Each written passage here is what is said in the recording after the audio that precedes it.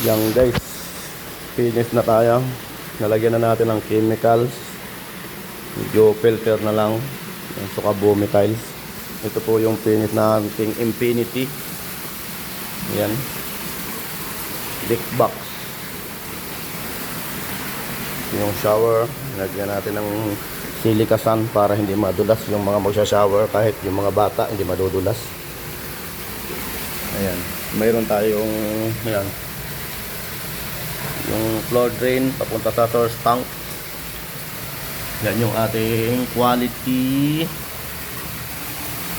nating greetings. Pati dyan sa ating ano yan, yung quality tayo. Wala tayong nakausli. Walang nakausli, wala siyang nakalubog. Yan yung ating pulse. Yan, malakas. Yan po, umapaw yung tubig yan dyan. Hindi o diretso yan. Tumatapo naman siya sa source tank.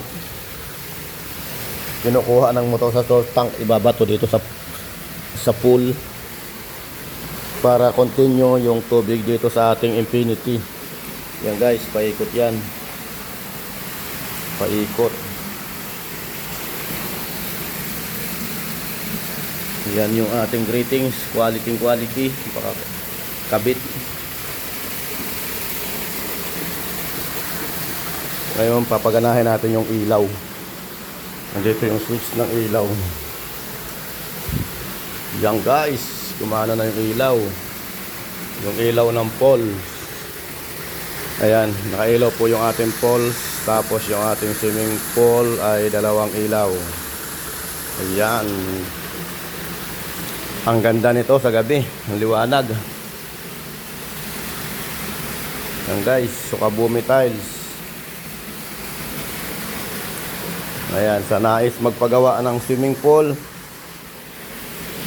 PM nyo lang, Albert Vargas. Yan, gawang Albert Vargas yan. Or contact na lang kayo sa 092020623132. Baka hindi nyo ako hanap sa FB at marami akong kapangalan.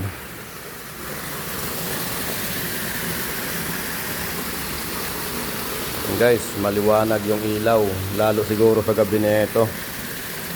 Yan yung ating poles, may ilaw.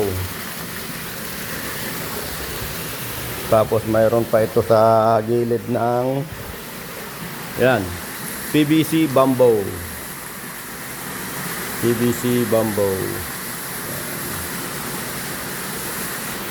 Quality.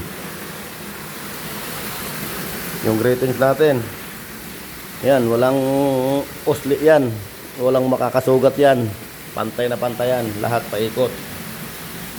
Yan, walang awang, walang mga awang-awang yan, ganyang ka pulido yan. Dito ibang kulay nito, ibang pagka-gray. Sa kabilang side, yan, ibang pagka-gray yan. Dito naman medyo light gray, nasa bungad. Yan. Yan, 3 step ladder. Yan guys. Mayroon tayo dito sa tank na kinukuhanan ng tubig. Ito. Ito guys. Yan. Mayroon siyang automatic kapag bumaba yung tubig. Ayan, automatic check valve. Mayroon tayo ay float valve. Yan, mayroon tayo yung float valve.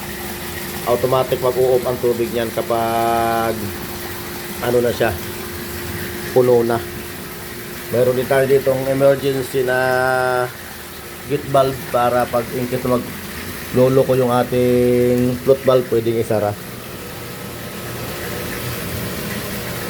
Yan guys, ito yung mga motor niyan.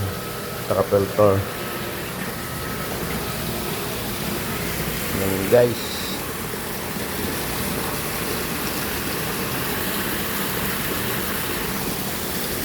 Yan po.